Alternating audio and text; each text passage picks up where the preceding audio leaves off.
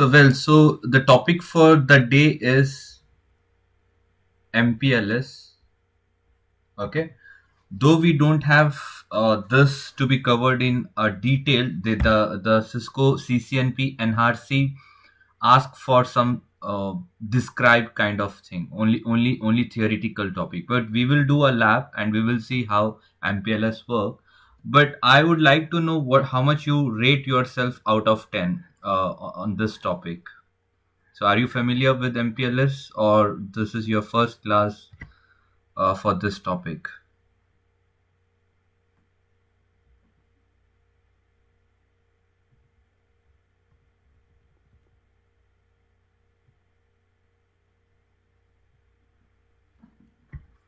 Okay.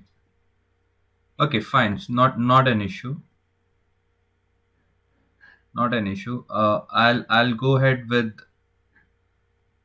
the basics first, okay? And then we will do a lab.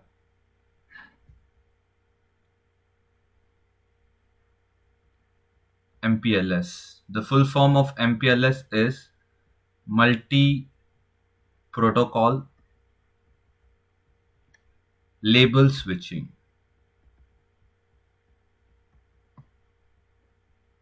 Okay. All right. So the topic, as I told you, it's MPLS for the day. Multi-protocol label switching, and the important thing about this technology is your packets are now labeled. Okay, labeled in the sense they are labeled with a numerical labeling, say for example 17, 16, 18.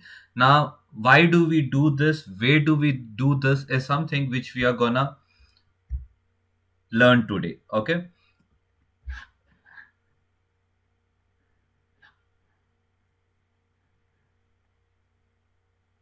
so let's assume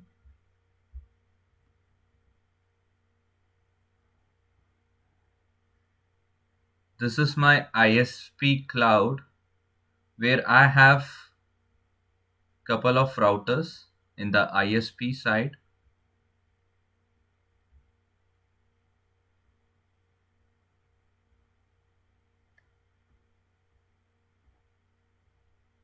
Okay, and I have multiple customers. Let's say customer A. Similar way, let's say I have customer B, and on the other side, let's say the customer A wants to communicate to the customer A branch office, and similar way I have my customer B. So let's say this is headquarters and this is the branch office. So what do you think will happen? So let's say this is ISP. ISP is nothing but the internet, right? So whatever packet you send, the packet will hit this. So this router is called as PE, provider edge, and this router, which is kept in the customer premises, we call it as customer edge. Okay, so the first packet will hit this PE.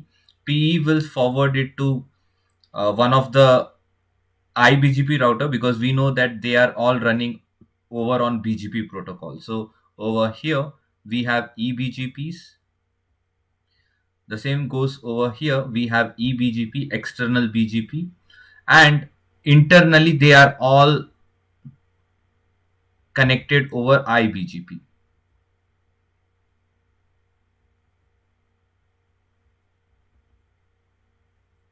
Okay. Now what happens is your packet number 1 hits the first IBGP. The second router will now forward it to the another IBGP. Okay.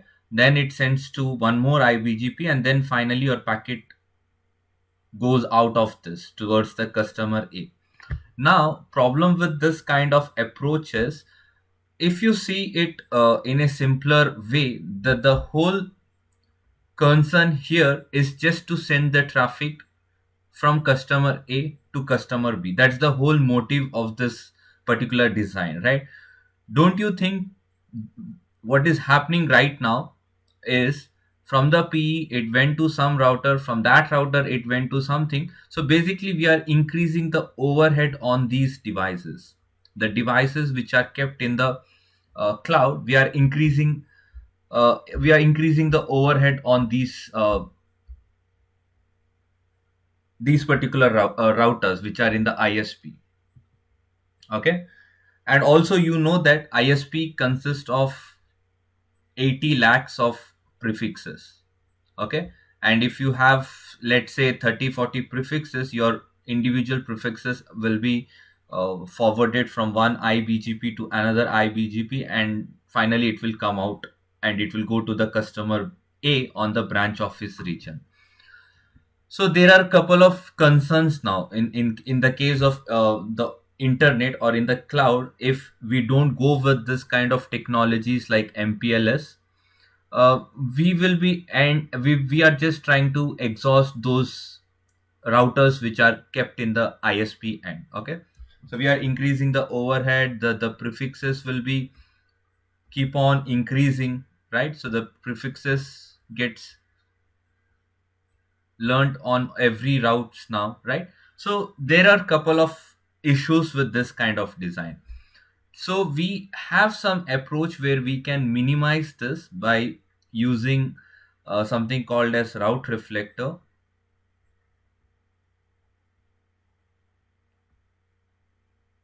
Okay, route reflector, or uh, we also have something called as route configuration.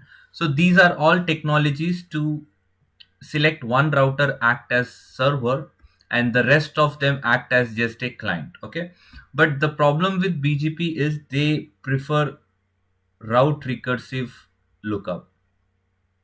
Okay, so basically what is route recursive lookup in BGP? It's something where the BGP, while sending it to some destination, let's say destination 4.4.4.4, what it does is it does two times lookup on its routing table. The first would be how to reach the gateway, and then it comes back to see once again the routing table to see what is the shortest path to reach that destination. So we call this as recursive lookup. Now even if you make use of route reflector, the the concern with respective to recursive lookup will make uh, the whole design to go slower for other customers, like because told you there are 80 lakhs of prefixes here, so one or two uh, might be because of this kind of design the other customers are impacted. So what we do here is, in simpler word, if I somehow can switch my packet, okay, somewhere like on a tunnel. So let's say this is a GRE tunnel. Okay, so where am I creating this GRE tunnel? I'm creating that GRE tunnel between PE1 and PE2. Now what happens is my traffic which is coming from customer A towards PE1 doesn't go to the other IBGP routes. Okay, the moment it hits the PE1, since I have created the GRE tunnel, it will be sent inside that tunnel. It will reach to the PE2 router, and the traffic will reach to the customer. Okay, that makes more sense uh, uh, instead of advertising our prefixes to these IBGP, which will uh, be bombarded with a lot of prefixes already, and also it's increasing the overhead in case we keep on sending the prefixes, right? So we would prefer keeping a GRE tunnel and make it very simple. Similar thing happens here. Let's say this is my P router 1 and this is my P router 2. So let's say I have a GRE tunnel here. So when I have a GRE tunnel, let's say my prefix hits the P1, my traffic enters this tunnel. Okay, it reaches to P1, so other guys are not even bothered or disturbed with my prefixes, and my prefixes straight away go out. Now this is something which we did in GRE tunnel, or I can say we created this uh, design aspect in GRE tunnel, but we know that GRE has some limitation. The limitations are it only supports IP traffic. Okay, now you might have multiple traffic, like you have Apple Talks, right? uh, you have other ways of traffic other than IP, TCP, UDP, VoIPs. Okay, IPv6 traffic. Now GRE doesn't support all of them, and the second limitation of GRE is its header size is very bulkier. Okay, due to the header size, if this is the packet, total packet, if the GRE header is of this size, okay, the data field gets shrinked up. The very less number of data you can send in case of this technology, because of the GRE header itself is bulkier. Okay, now let's say if this tunnel, this particular tunnel was being replaced by something else, some other technology. There are a couple of technology. We have something called as IP in IP or Q in Q, and along with this we have something called as MPLS. Okay, just think in such a way that the GRE tunnel has some limitation. We are removing the GRE tunnel and we are introducing MPLS here. The remaining concept will still remain the same. That is, if something is coming from customer B to the provider H, the traffic will not be sent to the IBGP. Instead, it will be sent over this MPLS tunnel, and it will go to the PH2, and then it will come to the customer. Okay, now that's the concept behind MPLS. Now what happens internally is there will be label added up to this traffic. Why do we add this label? Is the traffic can be for multiple network, for multiple services, right? Might be the traffic is for VoIP. Now the label entered would be 16. If the traffic is for TCP, now the traffic, the label should happen, right? 17. The traffic is for UDP. We say that the label has been added automatically. So these labels will be added automatically the moment you start enabling MPLS technology. Okay, and from the customer point of view, because since we are a enterprise student now, we don't see anything regards to the MPLS configuration on my customer routers. Okay, it's only the service provider engineer who will see the MPLS configuration on the service provider end. So that's why when a when a network engineer who is from the enterprise domain, if you open up your edge router or internet router, you will not see any configuration for MPLS. You will not even know what is happening in the cloud. You are just receiving some BGP prefixes, or you are advertising some BGP prefixes, right? And the opposite side, you have some ISP, might be Airtel, Vodafone, Geo, might be Verizon, AT&T, anything. On their end, they are making use of MPLS, because if they don't take care of their cloud,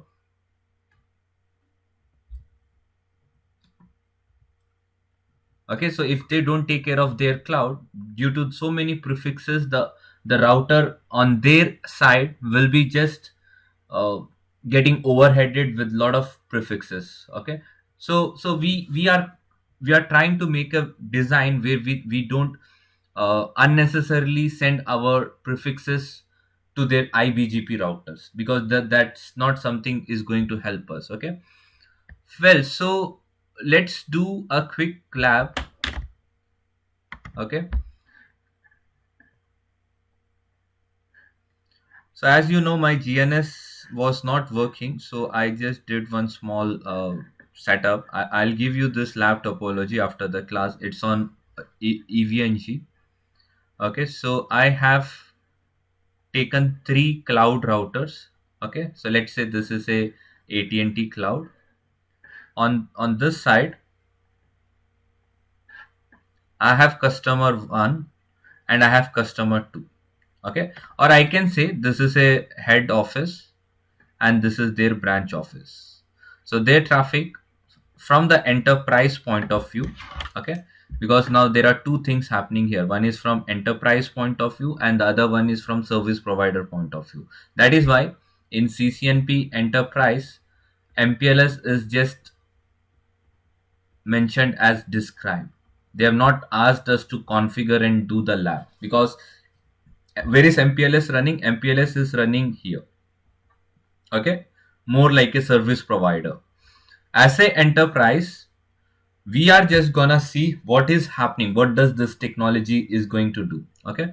So as a enterprise engineers, we are over here, we don't know what is happening in the service provider, but let's do the lab and let's understand what is happening exactly, okay. So this is my headquarter and this is my branch office. So let's say my packet will be sent to the provider edge, okay. I told you the first scenario, the first case number one, where instead of sending to IBGP, I can create a GRE tunnel, right? So we will do that first. I'll create a GRE tunnel and I'll send my packets over here. Okay, I can test it with the help of ping and also with the help of traceroute. Now, as we know that GRE has some limitation, they support only IPs. They are not going to support the other packets. And the second limitation is the header size. Okay, so in the second case is where I'm gonna enable MPLS. Now, what happens is this will be called as my LSR router, okay, or it's a provider ISP core. I can say that that's a ISP core router. This is provider edge, that is nothing but which directly connects to the customer end, and this is provider edge router 2 which connects to the other region, okay. So where are we going to enable MPLS? We are gonna enable MPLS on this router and this router, okay. So I can draw this kind of triangle. We are gonna take out the GRE tunnel. Now the MPLS will be running over here. As a enterprise engineer, you will not gonna see any difference. Okay, you will only see the IPs only. Still, let's say if you're trying to see the latency, you're trying to do some ping test, right? You are gonna ping this IP itself, the other side of the IP. Similar way, if from the other end he's troubleshooting something, he's gonna check by pinging this IP. Okay, so these two guys are not gonna understand what is MPLS on the top doing. Okay, so as a service provider engineer, he will be able to see lot of things that's happening here. The first thing is the moment packet hits the PE router, okay, those packet will be labeled with some numbers. So let's say it is labeled as 16. Okay, now this provider core is gonna build its MPLS table, and this table is gonna show that 16 is meant for this destination 5.5.5.5, and this has to be taken out via this interface FA1/0. Okay, now that is the information that is getting accumulated in this kind of MPLS table. So once the traffic hits this the provider core, now those labels will be swapped. Okay, swapped in the sense now the new label gets added up to that. Let's say 17 got added up. The 17 says that now to go towards 5.5.5.5, go this direction. So basically there will be label switching happening. Okay, we call that as label switching. So first label will be added here.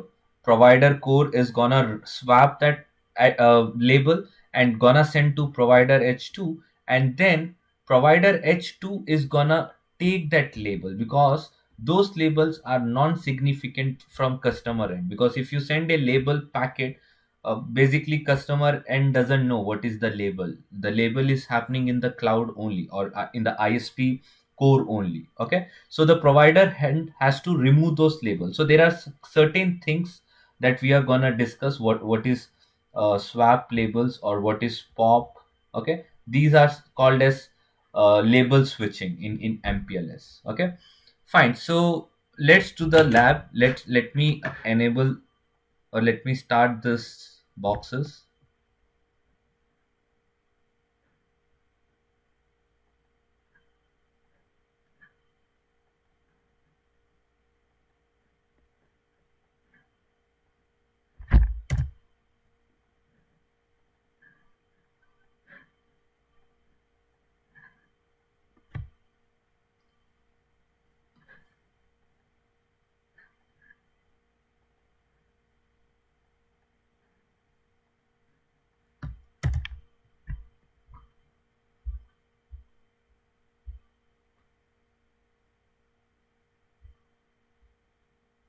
Okay, and let me also talk about the protocols that I'm gonna use here. So over here, I'll be using eBGP because they are two different autonomous systems. So the autonomous system on the ISP core is this, and the autonomous system here is this. So basically over here, it's your eBGP. That's why enterprise engineer, when you log into these routers, you will only see the BGP routes and nothing else. Okay, the rest of the things is happening in the provider end. So in the provider end, we will enable MPLS, okay, and we will enable OSPF so that these routes get learned over here. Okay, and also we will use IBGP between these two routers. Okay, so that the traffic will straight away pass on. So let's see first what happens here. So on provider edge 1, I only have IP address configured and nothing else. I have not configured anything. Okay, so first approach is, first scenario is to set up a proper communication between the customer at 1 to customer number 2 over on GRE tunnel. Okay, right now I'm not gonna enable MPLS. I'm gonna just enable and see the default behavior. Okay, the default behavior of the GRE tunnel.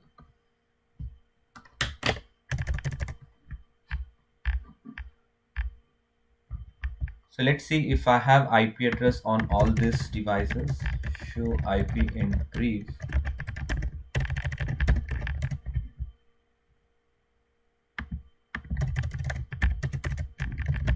Show IP in brief, exclude unassigned.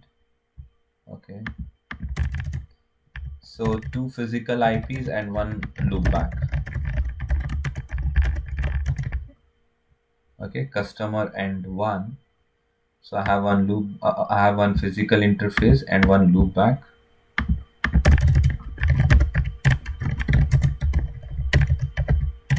Show IP in brief. And once again, the customer end 2 has 1 physical interface which connects to the provider end and 1 loopback for testing purpose. Okay,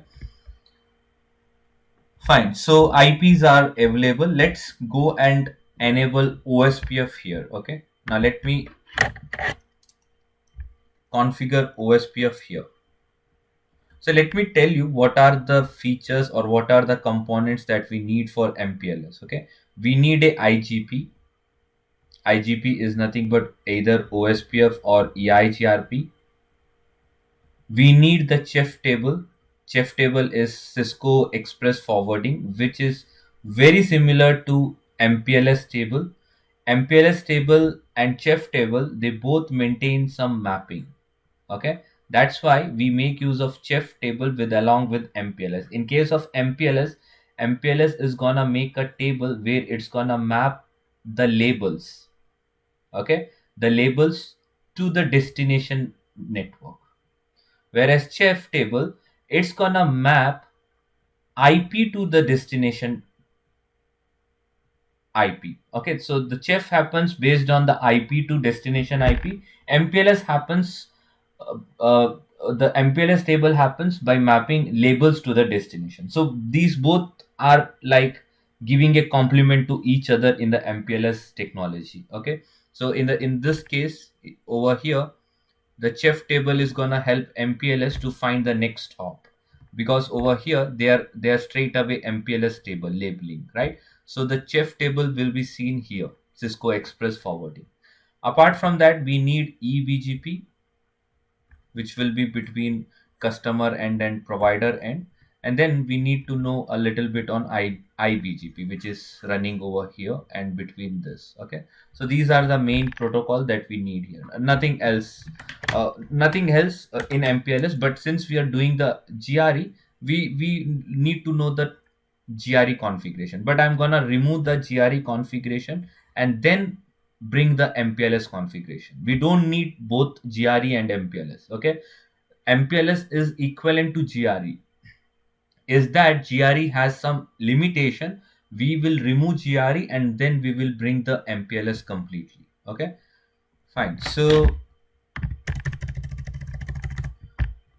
let's go to provider edge 1.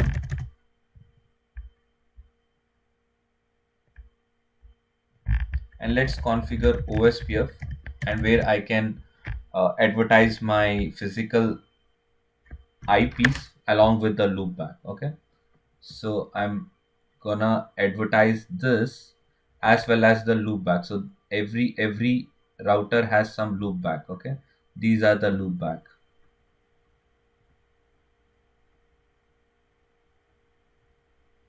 So I'm gonna use OSPF for that. So let's say router OSPF 1. So for the first router, it is 192.168.23.0.0.0.255. We can go with area 0, and the second network here is 2.2.0.0.0.255 area 0. Okay, let's go to the provider core, the centermost router. Router OSPF 1 network 3.3.0.0.0.0.255 area 0 network 192.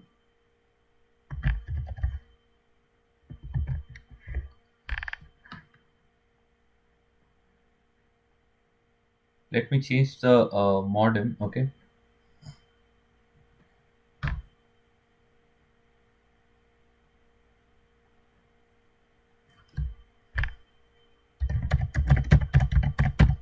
.255 area 0. Okay, and same thing over on the second provider edge. Router OSPF 1 network 4.4.0.0.0.0.255 area 0 network 192.168.34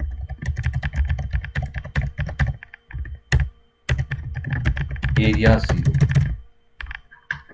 Okay, I have to advertise one more network here, which I have missed it right now. So I go to network 192.168.34.0.0.0.0.255 area 0. Okay, let's look for the two neighborship now. So we have two neighbors now. One is, so where am I checking this? I'm over here. I'm over on this router. So I must have one OSPF neighbor with this and the second OSPF neighbor with this. Okay, that's why 4.4 and 2.2. So OSPF is good. So it is going via the 7-state negotiation. So it will come up. Okay. Now let's create eBGP. Where am I creating the eBGP? eBGP is between the enterprise and the service provider. So here I'm gonna make use of eBGP. Okay, so these enterprise and service provider, they will work on eBGP. So let's go to customer edge 1.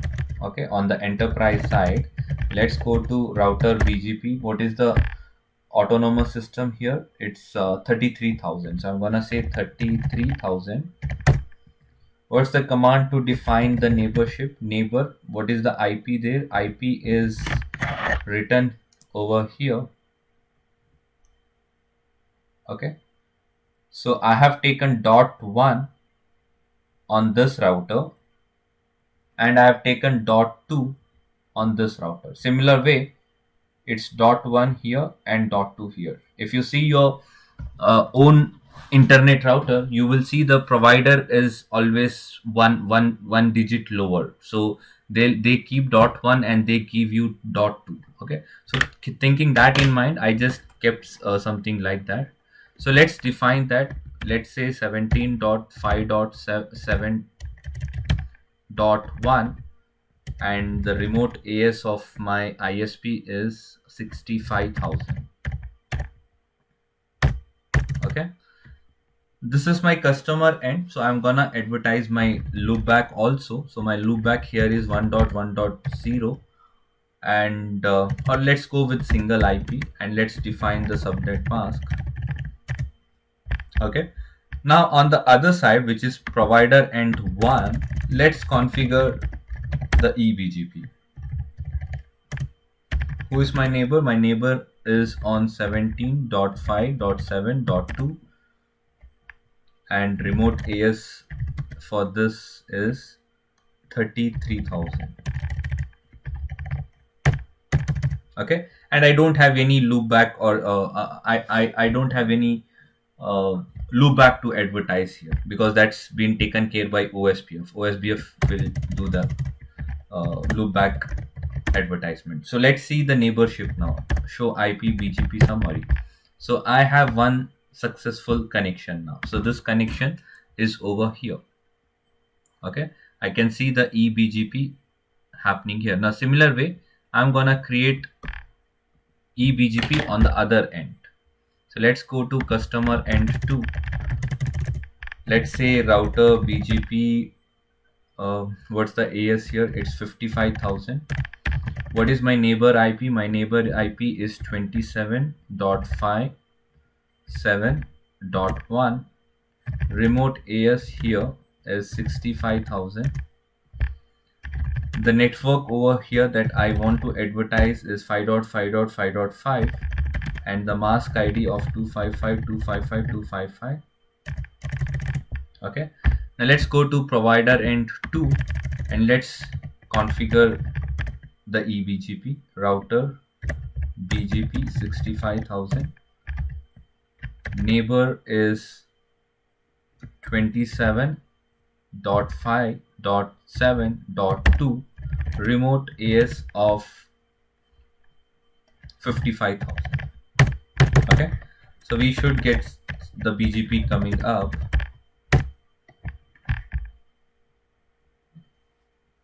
So let's wait. So it has come up now.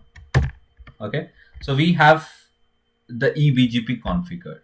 The next part here is to get the GRE tunnel configured. Okay, we need the GRE tunnels. The GRE tunnel is between provider H1 and provider H2. Let's say if I had no MPLS option, now I would have preferred GRE connection, right? So let's create a GRE tunnel here. So why am I going with GRE tunnel? Don't I have any solution? Yes, I have solution. I can go with iBGP, but I don't want that option or that solution because the moment I send to the iBGP, might be the service provider is having 10 more iBGP peers, right? Let's say he is having 10 more BGP peers. Now my route is unwantedly going every router and then finally it's reaching to the provider end. So I'm just trying to cut that process. Okay, and I'm preferring to have the GRE tunnel. So that's the step number 2. But the step number 3 would be to take out GRE and bring the MPLS here. Okay, so we are doing the step 2 now. So we are trying to configure GRE and we are gonna test if we can ping from first customer to second customer. So let's configure GRE. So let's say interface tunnel 0. Let's give the source to this tunnel. So let's say 2.2.2, which is the loopback address, and let's define what is my destination. It's 4.4.4. So these are nothing but these are the loopback address on these, if you remember, 2.2.2 and 4.4.1. So that's what I am trying to do now. Okay, I have to mention manually my source and destination.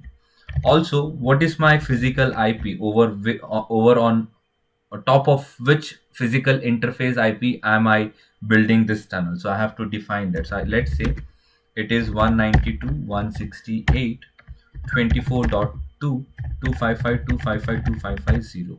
Okay, so basically I have set the address of 24.2. Now that act as my the physical address. Okay, and over here I'm gonna create one more physical address which is in the same network, 24.3/24. Okay, so let's go to provider N2. Let's go to tunnel 0. Let's say tunnel source is now 4.4.4. Tunnel destination is 2.2.2. Okay, and the IP address here is 192.168.24.255.255.255.0. Okay, and let's hope for the tunnel interface to come up. Show IP interface brief. So we can see tunnel is up. Let's check the tunnel status. So we see it's on its encapsulation tunnel. Okay, what else do we see? We see it's a GRE transport tunnel. Okay, fine. So we can see the GRE is up. Now what I've done over here is I just have built a tunnel between them. Okay, but I have not yet configured any IBGP between them, because how is the two router gonna communicate without the physical? Because tunnel is happening on overlay. Okay, where is the underlay? Underlay will be happening on IBGP. Okay, so I'm gonna set IBGP now between P1 and P2. So let's say router BGP 65,000. My neighbor address is my P2, which is IBGP. Okay, so I'm gonna say 192.168.24.4. Now what is this basically? This is something which I have already defined here while setting up tunnels. If you remember this, right? These are the physical address and I am trying to pair them over IBGP, that they act as underlay. The tunnel act as the GRE tunnel act as overlay. Okay, so let's say neighbor 192.168.24.4 remote AS 65,000. Okay,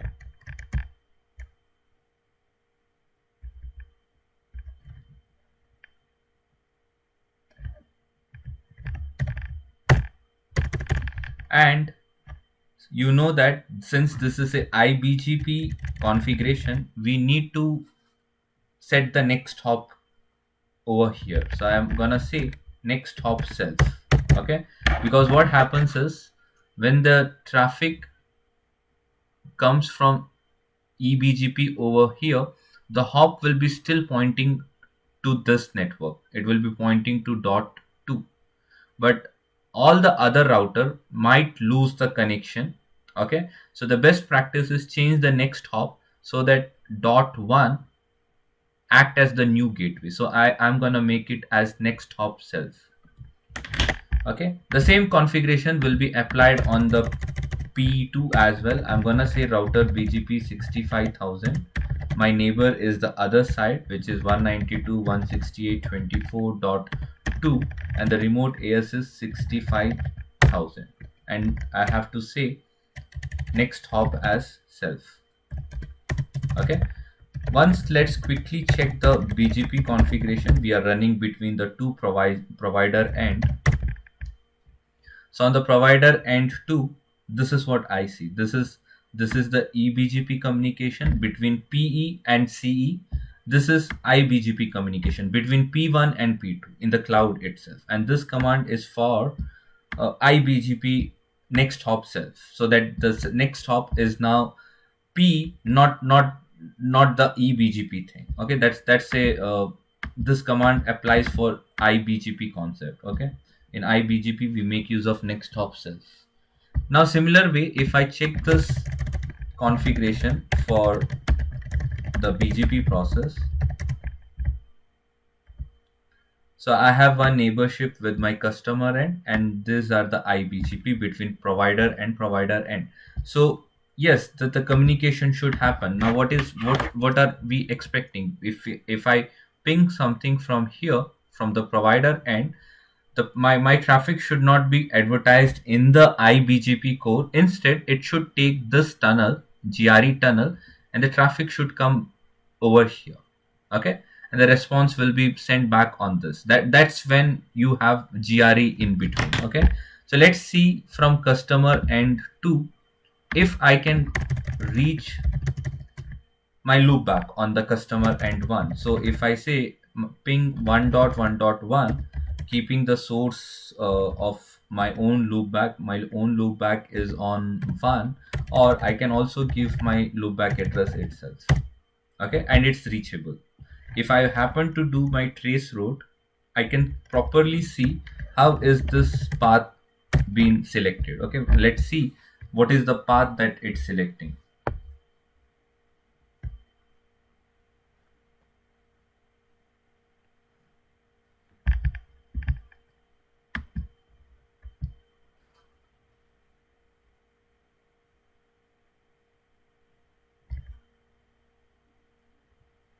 So it went to 7.1.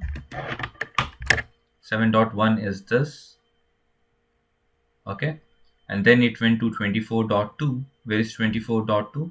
24.2 is this. Okay, that is dot 4. This is dot 2. Okay, and then it went to 7.2. 7.2 is this, right? So what does it prove? We didn't bombard our traffic to the iBGP core. We just uh, sent to the provider end, and the provider end to the another provider end. There was a GRE tunnel configured, and the provider end 1 just forwarded the traffic to this. So it was just over on this GRE tunnel.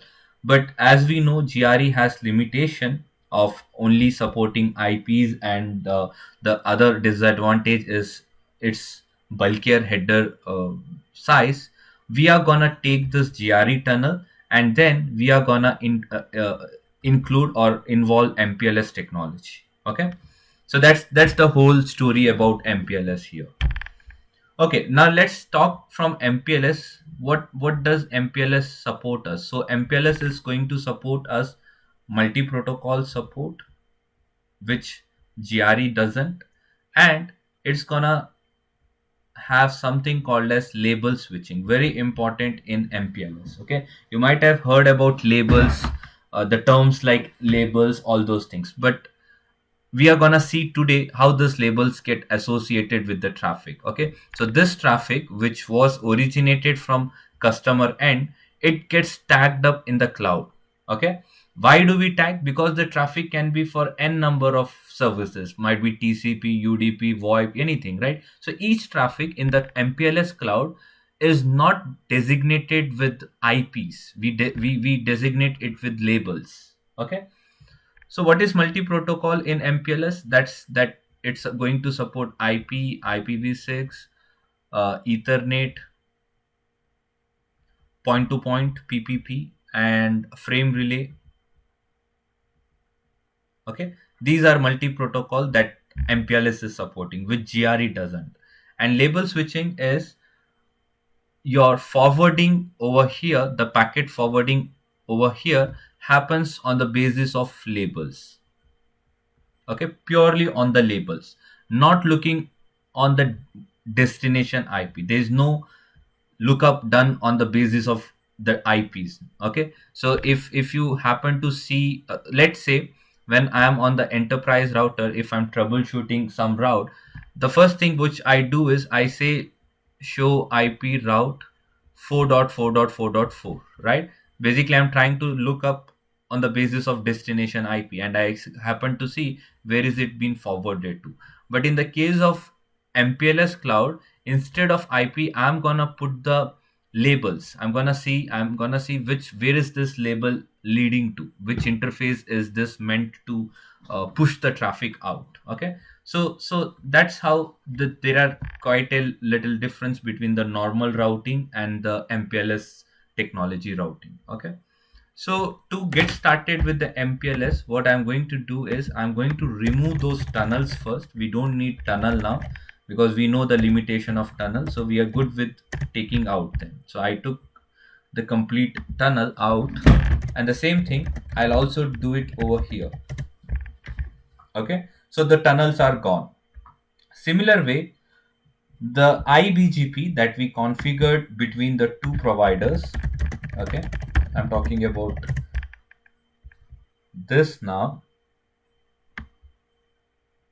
Okay, we don't need this. We basically we don't need both of them, but the moment I remove this will be as good as non-functional, because this is the main command, right? This is not gonna help something because we will lose the neighborship. Once we lose the neighborship, doesn't matter if we keep this or we take it out. So I'll remove this command also. Basically what I'm going to do is I'm going to remove those GRE tunnel, and I'm also going to remove those IBGP. Okay, so we will do two things now. So let's go to router BGP 65000 and let's put a no in front of this.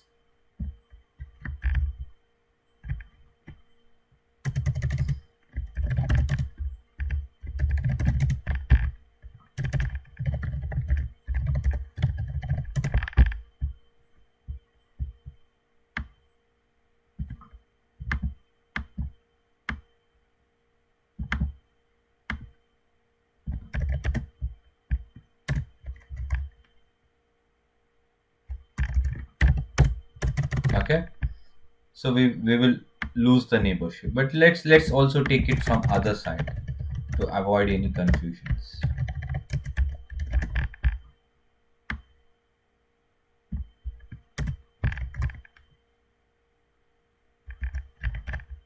Okay, so neighbors are removed, tunnel is completely gone. So you see, the moment I removed the tunnel, the second dependency or dependent line is also been taken down, right? So both the lines are out of the BGP now. Let's enable BGP now. Oh, sorry, let's uh, enable MPLS now. So how do we enable MPLS? MPLS is now on all these three cloud routers. Now this is my core router, ISP core. This is my customer facing. Okay, what do you understand with that? Because in a cloud we have something acting as a core. This core can be connected to multiple customers. Let's say I have a customer for uh, Hero Honda. Might be I have a customer for some other pharmacies. Might be I have some customer who are into uh, some providers or some cable operators, right? So core is your main ISP router, and these are the provider end, and we call provider end the router which face directly to the customer. So this could be a provider end for the Honda customers. This could be a provider for those cable operators. There's one more provider router here which is for the pharmacy. Okay, so we need a core here. So this is core, provider end, provider end. I'm gonna implement MPLS, MPLS, and MPLS here. Okay, these are service provider command. No changes to be done here. We have done enough number of changes. We have configured BGP over here. That's enough from from the enterprise level. We are gonna do MPLS only in the cloud now, or in the ISP core. Okay, so let's go to those interface. This is a interface level command. So let's say interface f0/0, and I'm gonna say MPLS. If you see this, configure dynamic MPLS, I'm gonna say MPLS IP. The same thing will be put up in the provider end 2, FA1/0 MPLS IP, and there will be two commands, two interface which will act as MPLS, one towards P1 and the other one towards P2. So I'm gonna say interface F0/0 enable MPLS IP, and its second interface, which is F1/0, enable MPLS IP.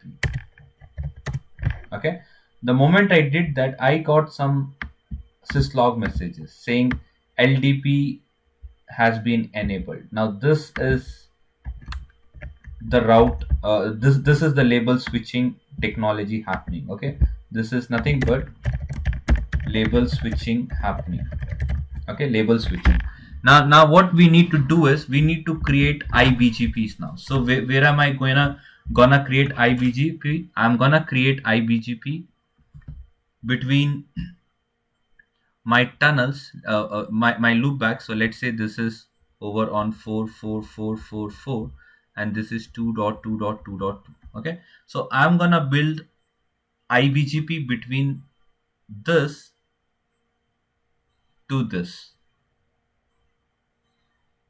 Okay, so there will be one IBGP.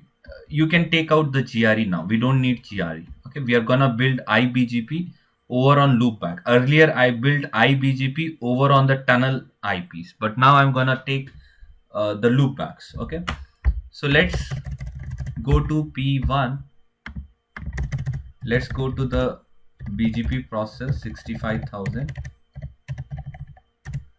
Let's say neighbor now is 4.4.4 and the remote AS is 65,000. Since we are making use of loopback, we are gonna say update source on the loopback. Okay, and I'm gonna make it as next hop self.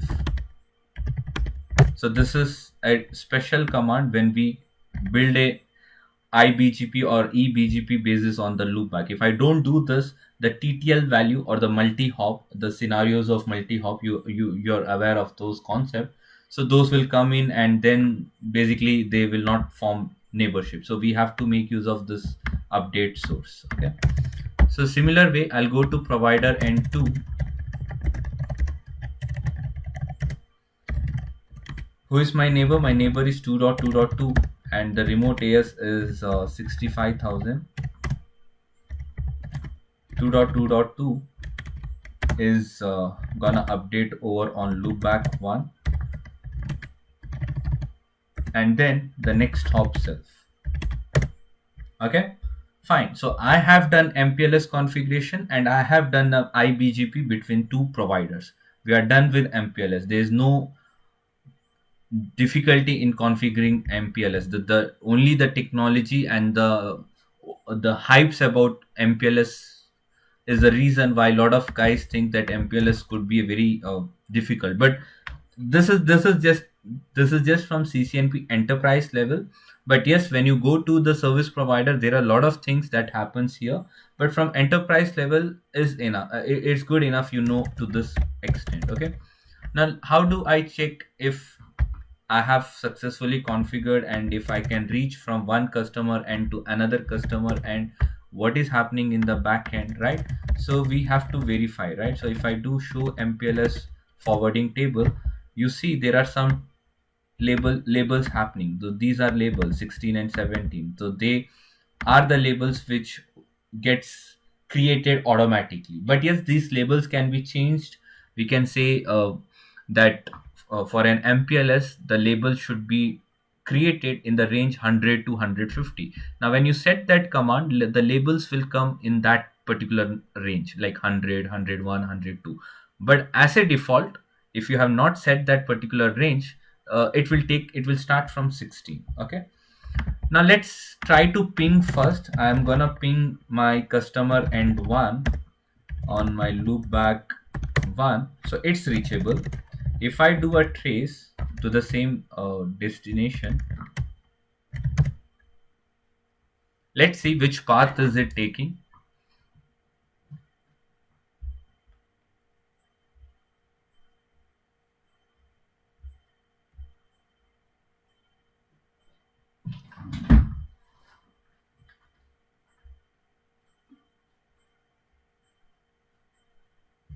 So it went to dot one. Dot one is this.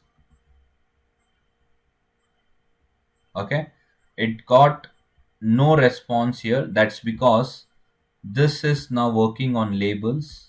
Okay, and it went to 23.1. Where's 23.1? 23.1 is this. Okay, from 23.1 it now reached to dot 2, and the loopback was directly connected. So my traffic went over in this direction. Okay, now it's not about longest path and shortest path here, it's about the technology. Okay, we are trying to minimize those unnecessary IBGP involvement in this cloud. Okay, so you might be thinking, in the previous case it went straight away over GRE, now it went one more hop ahead. We are good with that, we don't have any problem here. It's not about the shortest match, it's about the technology and the overhead and all the other issues that you would have gone through if the IBGP would have been the first preference of routing. Okay, in case of IBGP, let's say if you had more routers here, they are all IBGP. Now the moment you the provider end receives some routes, it would have advertised to all the IBGP. So all the routes on IBGP will be uh, considered, the routing table will increase. If there is a flap, those routes. So imagine from the multiple customer point of view. So you're basically interrupting the internet now, right? There will be lot of routes already. There are like 80 lakhs of prefixes in the internet. So unnecessary things has to be avoided. So basically what service provider does is they take all the precautions of solving that kind of issue. And you guys over here, you will not even come to know what are the optimization that the service provider guys are doing in the cloud. Okay, so they will make sure to make use of MPLS. Let's say if the first preference was GRE tunnel, but since they are not gonna support and we ask for something better, they will make use of MPLS. Okay, as I told you, it's not about one extra hop here. Okay, it's about how efficiently they can use this or how optimized they can do their code. Okay, now the traffic reached here, since they are on label, I told you the labels and the IPs are different. Over here they check the destination IP. Same thing with here, it checks the IP. But over in the core it's all about label, so that's why it got it showed as dropped. Okay, and then finally it came to this hop, and from there it finally reached here. So if you see certain tables here, say for example on my core, if I make sure what is my chef table for 1.1.1, it says no route, right? That is why I got this trace route as asterisk symbol.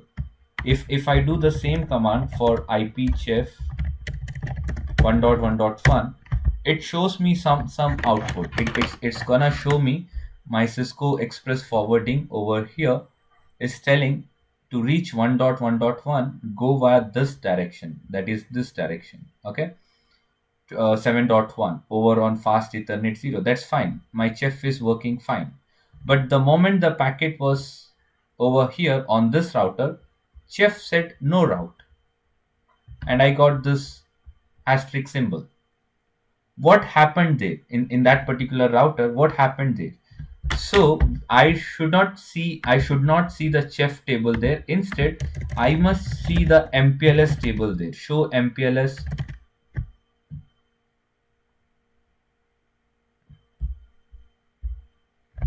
All right, I guess I have a bad internet today.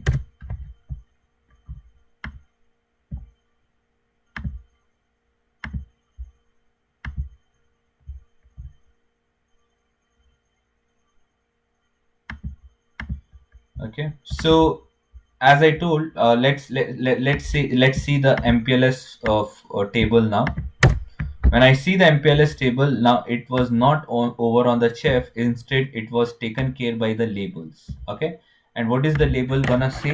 Label is gonna tell that 2.2.2 and 4.4.4, how are these being connected?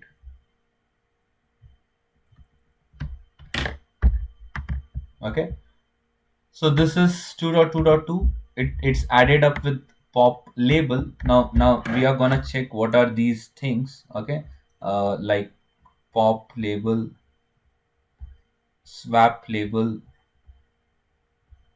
So this is when you're gonna remove the label and forward it.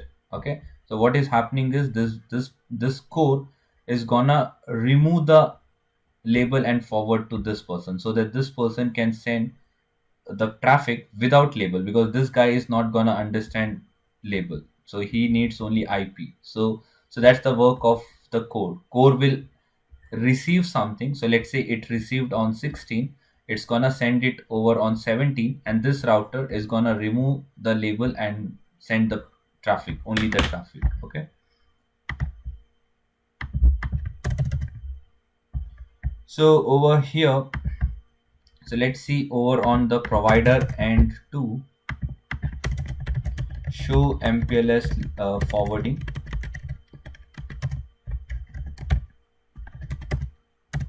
See, we are actually making use of the range starting from 16. That's why we got the first label assigned to 16, then 17, then 18, and so on. It goes till this label. Okay, but if you change the range to 100, then might be it starts with 100. Okay,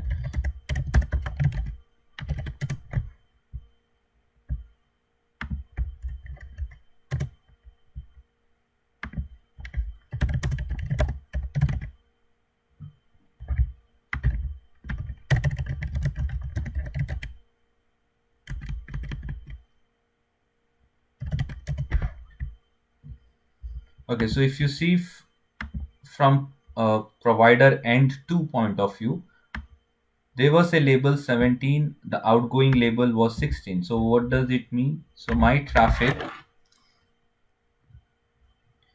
okay, so let's say my traffic, which was being labeled as 16 here, okay, outgoing label as 16 on the interface 1/0, okay, over here. So this is my label that my provider end 2 added up. Okay, if I see the core router, so on the core router I see the IBGP tunnels, that is 2.2.2.2 over here, and 4.4.4.4 here. Okay, and if you see the provider end 1, so what the provider end 1 is going to do, so basically it added 16. From here the label was swapped to 17. Okay, you can see the label now 17, and finally the labels will be taken out. Okay, we normally call it as pop is when we need to remove the label. Okay, so we will remove the label and we will just send the traffic. That's why over here I happen to see the IPs. Then over here I was not able, because that was the time where it reached the core MPLS router, and then it started moving downwards, and we happen to take out the label and start seeing this. So if I do a command over here, for example, show IP chef 1.1.1, if I do the same command on the customer end, let's say this, I get this output, right? Basically what happened is my traffic went from here to here without any label, no label, enterprise router, no label, just on the basis of the destination IP. Okay, same command if I do it on the provider end, you see what happened now. You basically labeled that particular traffic with label 16. So over here, you just label the same traffic with the 16 number. Okay. What happened? The same command when it arrives on the core MPLS. So no route. Okay, that's why you got those trace mark as asterisk symbol, which looked like you totally lost because your chef table depends on your destination IP. Now there is no concept of destination IP here. It works on labels alone. Okay, that's why the chef table failed to give anything. So when I see the chef table, it totally failed. It said no route. So over here you have to check your forwarding table, the MPLS forwarding table, where exactly are you trying to send this traffic. And if you go to provider h1, if you see the same chef table for 1.1.1, you see they have now taken down the label. There is no more label here, no label over here. When you see the destination, there's no label. So it's very clear when it was sent with no label, the first provider router is gonna add the label, the second provider is gonna swap the label to 17, and then the provider is once again gonna take out the label and push it to the destination. Okay, fine. So what are the main components that we involved in this kind of lab design for practicing MPLS? We used IGP. We can make use of OSPF or EIGRP. Okay, service provider have their own protocol for IGP, which is very similar to OSPF, which is called as ISIS. Okay, apart from that, we have also used GRE tunnel, but since we don't use GRE tunnel, we can exclude it, but let me just write it as a overview. We made use of IBGP. Okay, now I'm not talking about the other router IBGP peering. I'm just talking about this versus this IBGP. Okay, so we have the IBGP over here, and finally the MPLS, what we enabled on these interface. Okay, so just few commands, and if you try to validate how the traffic is passing and what are the things happening, things becomes more easier. Okay, let me try to take some capture so I can show you the MPLS headers.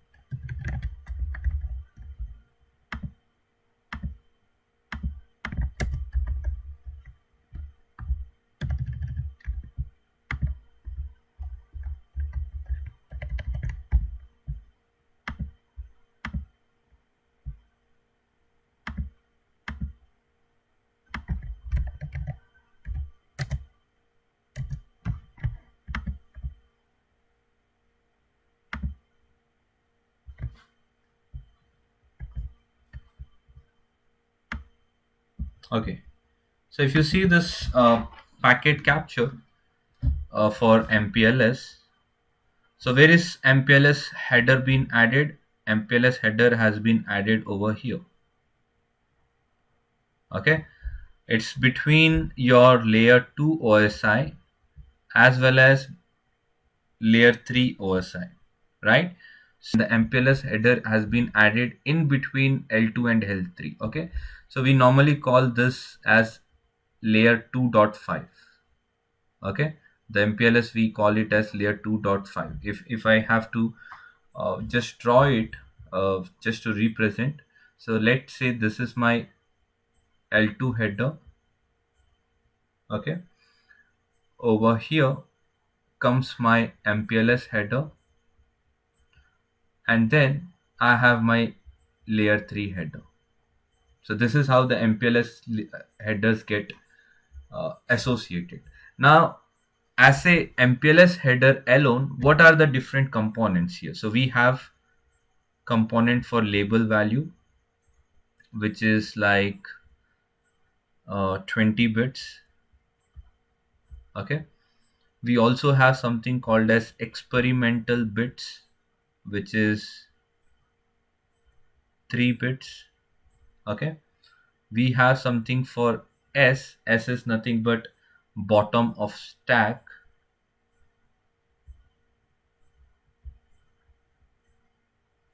and this comprises of like 1 bit. And then finally we have a TTL. This TTL is very similar like your normal ping packets. When you send a ping or when you send a trace route, there will be some TTL value which is used for decrementing by 1 and capture those messages, right? In this case we got something like asterisk, right? Some messages. So yes, the TTL is also part of the header. So this is how the MPLS header look like. This, the first thing is label value, which you're aware that it's gonna add the label of 16, 17 and 18 and so on. Okay. EXP stands for experimental bit. For example, in the case of QoS, you need some IP precedence values on the header, right? So for such kind of traffic, we will have the experimental bit. This is called as S. S is nothing but bottom of stack, which is when you have more than one labels.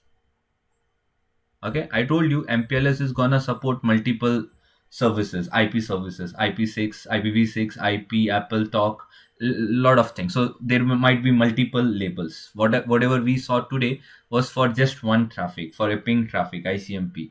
But there could be many other traffic as well, right? So bottom of stack, more than one label or something. And TTL, as you know, time to live, which we have in the case of trace route.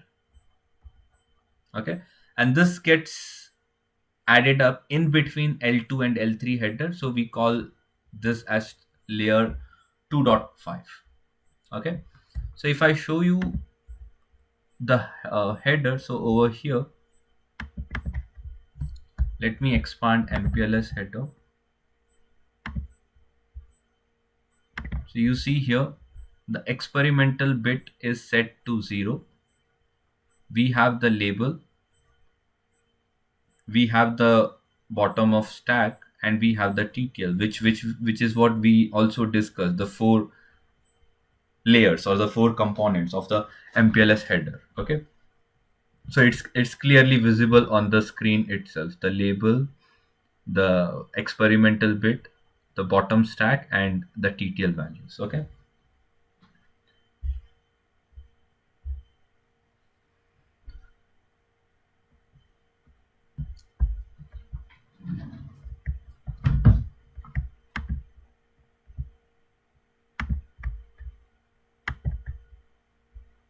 Now we need to understand what are the different MPLS devices that we discussed today. Okay, we have discussed it, but we need to know what are those. Okay, so I'm gonna write it here. So if I just redraw whatever the lab design we have done today, something like this.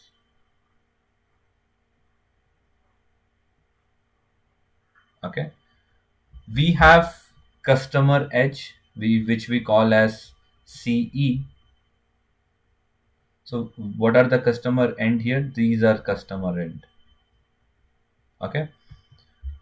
Similar way, we have something called as PE, provider end, or provider edge. We can call it as provider edge. So this becomes PE1 and this becomes PE2. Okay. This provider end can also be called as label edge router, because these are the first point of your routers which are either adding the label, and similar way they are gonna remove the label. So we call it as label edge router. Okay, and similar way we have something called as a provider core. Okay, so this act as provider core, And this provider core can also be called as label switch router. This terminology is very important, which we also write it as LSR, label switch router. So basically this is a router which is acting as a transit path. Okay, so the labels are now the packets are forwarded not basis on the destination IP, instead on the basis of labels. Okay, all your label mapping is seen here, and if you ever see the chef table will look like no route. So you have to check what is the MPLS forwarding table or mapping happening here in this case. Okay, so this was the components. Now let's talk about those label point of view. I told you sometimes the label are added up, the labels are removed, labels are swapped, right? So we have three terminology here with respective to the labels. The first one we call as label push. Okay. The second one over here we call it as label swap. And the third one we call it as label pop. Okay, now what is label push? Label push is that first router who is gonna add the label. Okay, so in this case, when I send my trace route or ping table or ping uh, packet, my p router 2 was the first router who added some tag to that or added some label, right? So I can say that whoever adds the first label, we call it as label push. Now, what is label swap? Now, label swap is, for example, I had multiple routers, or let's say in this itself, we got the label as 16, and then we just swapped the label to 17. Okay, like a label forwarding is happening here. Okay, this happens even if I had multiple routers. Say, for example, I had my P2 and P1, and this was my core. Okay, P. But intermediately, let's say if I also had other routers. Okay, I can call it as like P4 and P5. Now what would happen is this router is gonna label it. Okay, this router is gonna make use of swap. Okay, so let's say 16 swapped to 17, provider is gonna once again swap to 18. Okay, and then finally it's gonna be swapped to 19, and finally this router is gonna pop the labels, which we call as pop, the third one, which is nothing but removing the label. So we have the swap in the intermediate routers which are gonna replace the labels. Okay, so swap is a word we use for replace label with a new label, and pop is a word where we are gonna remove those labels and we are gonna send uh, the data or packets in the IP format, remove the labels, because we don't have MPLS in the enterprise level, so we have to remove the concept of label, remove the labels. Okay, three terminology from packet or label point of view. Okay, now there is one more important topic here which we call it as MPLS LDP. Okay, very important topic. This LDP is also called as label distribution protocol. Okay, label distribution protocol. Now this is the topic which is gonna show us how these labels get originated. Okay, so if we talk about these LDP, label distribution protocol, I can just relate them with any of other protocol, like for example your one queue. In case of one queue, you are making use of those ISL and one queue, right? The labels which we added. Similar way, if you talk about ether channel, we have those PAGP, LAGP, that those tagging. Similar way, LDP can also be called as one such protocol. In the case of LDP also, they are gonna send some hello packets. They're gonna form the neighborship or urgency, right? So in the case of OSPF, let's say if this is my router, okay, I have a link between them. The moment I create a OSPF process, they're gonna send the hello packets, and there are 7 states in the OSPF, and at the end they're gonna form agency, right? They work on multicast, the reply comes on unicast, all the other things. The multicast address is 224.0.0.5. The same thing if I say in terms of LDP, LDP is also gonna work on multicast. The multicast IP here is 224.0.0.2. Okay, it is also using those unicast message to form the neighborship. So let's say they send the hello packet on multicast. Once they form the neighborship, the neighbors then are gonna use the unicast to keep the neighbors up and running. Okay, so this is in the LDP process.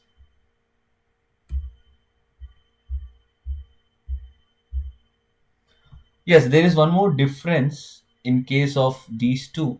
Let's say in the case of OSPF, if I put one more link here, okay, so let's say this is 192.168.1.0 series, and this is 2.2.2.0/24. Now what happens is, if I go to the router process on both the router, and if I advertise these both network, they both form neighborship. So you will see one neighborship here, and you will see the second neighborship here. So two neighborship. Okay, but in the case of LDP, even if you have one more route, okay, the second one will not come and act as a neighbor now. That's the behavior. Okay, so they will not form two neighbors, they will form only one neighbor. Even if you have the second link, you have configured the neighborship, you will see just one pair of neighbors only. Okay, so in my scenario, when I just initiated those MPLS command over on the interface, MPLS IP, I showed you one syslog message. Might be I have taken somewhere, and or might be I have not taken. Might be I'll check it over here. So the moment I put the MPLS command, so do you see this syslog message?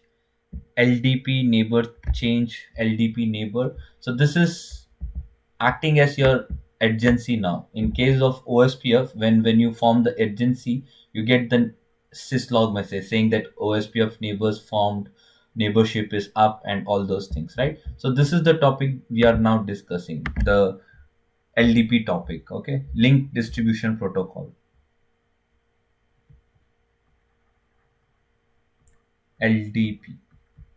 Okay, very similar to other protocol, they are also gonna work on multicast. They are gonna send the hello packet, they are gonna form the agency, and on top of that neighborship is where your packets with labeled will be sent. All the push pop, so swap will happen, and finally we see the MPLS binding in the provider end on the, and in the provider edge side, we will see how the labels get added and how the labels get taken out. Okay, so this is important topic, LDP topic. So let me try to see something over here. So let's open one of the capture.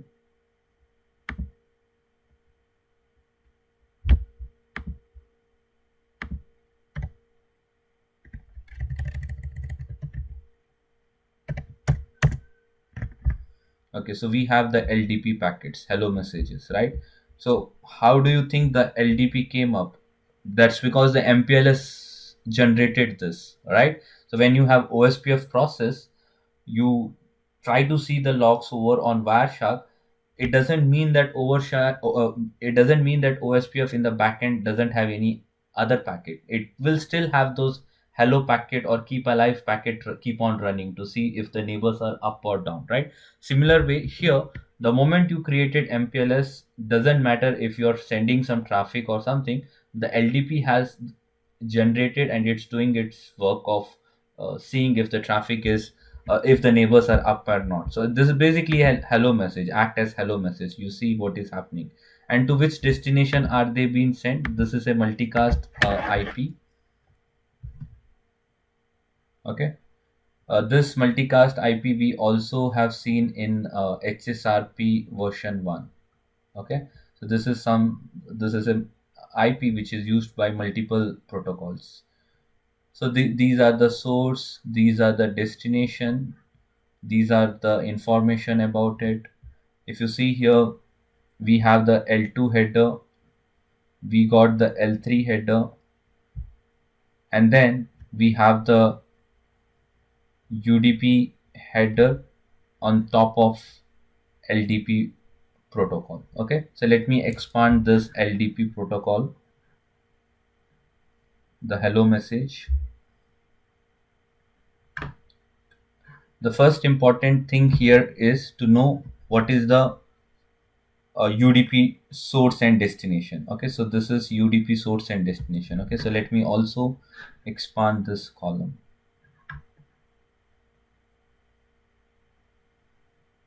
So 646. Okay, the LDP port number is gonna be 646. It's happening between this source and this destination. Okay,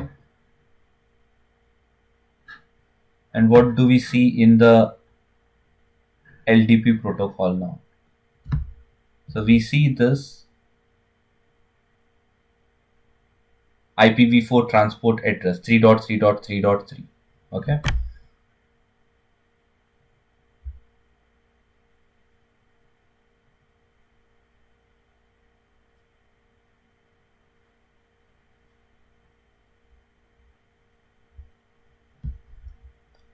all right, I am almost done with LDP. I got very short topic now. That is with respective to the same LDP, okay, label distribution protocol, but from the data plane point of view. Okay, in the sense,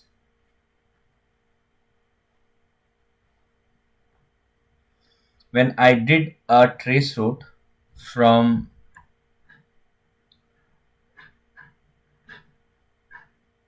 the customer end to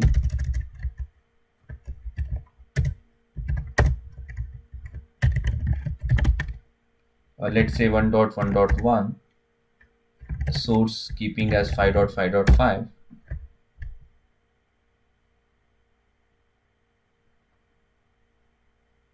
Okay, so it is considering some path now. This is some path, right? So we call this kind of table as LDP data plane traffic flow, or I can also write it as LSP, that is nothing but label switched path. Okay, this is the path my MPLS has taken to ping 1.1.1 from 5.5.5. Okay, this is from data movement point of view. If you talk from LDP control plane point of view, we already have discussed what is happening with respect to the labels, how the labels get swapped, how the labels are removed, right? So there are two things here happening. One is control plane, which we just discussed about the labeling, uh, the neighborship, the agency, the multicast, unicast. They were all control plane, which is happening here. But from the data movement point of view, the data plane point of view, which I can see by doing trace route, this is called as link switch path, which in short form I can say as LSR. not link switch, label switch, sorry, label switch path, LSP, sorry, not LSR, LSP, label switch path. Okay. So, well, so that ends this topic. Let me summarize what we discussed. We discussed what is MPLS, where do we use this. Okay. We did a lab on MPLS. We just took a short topology. We discussed how do we lab it. First, we did with the help of GRE, but we know what is the limitation of GRE. Uh, we removed GRE and we configured MPLS. Then once we configured MPLS, we did some troubleshooting and validation to see how this MPLS traffic flow, what are the chef tables that's forming on the customer end or the provider end, and also the code table. Okay. We also checked what are the different labels here. We also checked the MPLS components like the customer and the provider and the provider core. We also discussed what is LDP from both control plane point of view, where we discussed about its adjacency formation and uh, what else about the multicast flow. Okay. And similar way, we also saw the data plane point of view, the traffic when you do a trace route, which shows the exact data flow. Okay, which was also called as the label switched path, LSP. Okay. So what else did I cover? Was it done? Yes. And finally, we had also done something exactly over here, that was to see the MPLS header. Okay. So I told you where does this MPLS header sit. So we have L2, we have MPLS, we had L3. Okay. So this is called as 2.5 layer. And how does this MPLS header look like? The four component of it. Okay. Label, value, experimental bit, stack, bottom of stack, and TTL values. Okay. So from enterprise point of view, this is your syllabus for MPLS.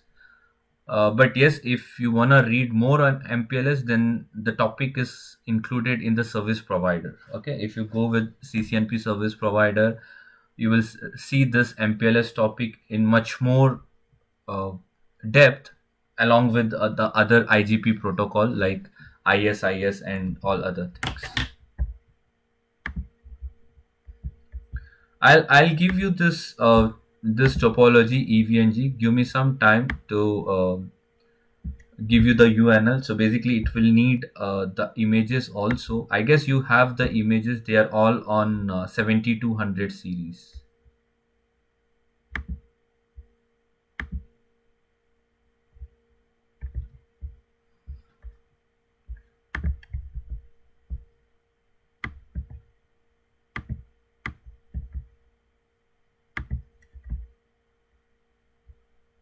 So can I see that startup config? Okay, not here.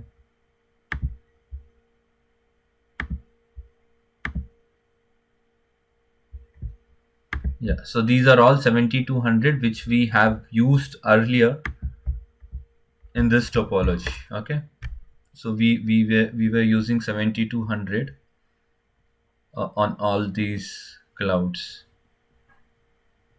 These are all 7200s.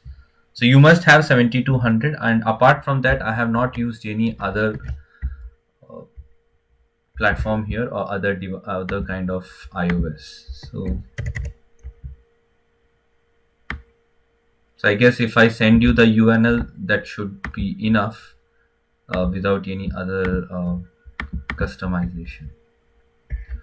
Alright guys, so let me know if you have any doubts.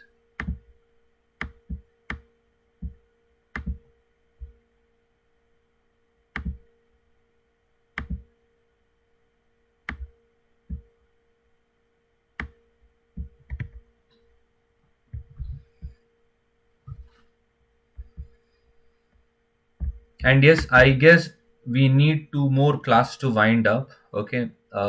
We need two more class. One is QoS, IPv6, and SD-WAN components. So I guess we need three.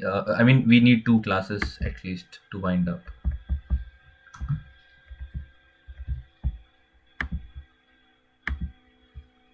All right, guys. So if there is no doubt, we shall meet in the next class, and have a nice day and see you soon, everyone. Thank you for joining.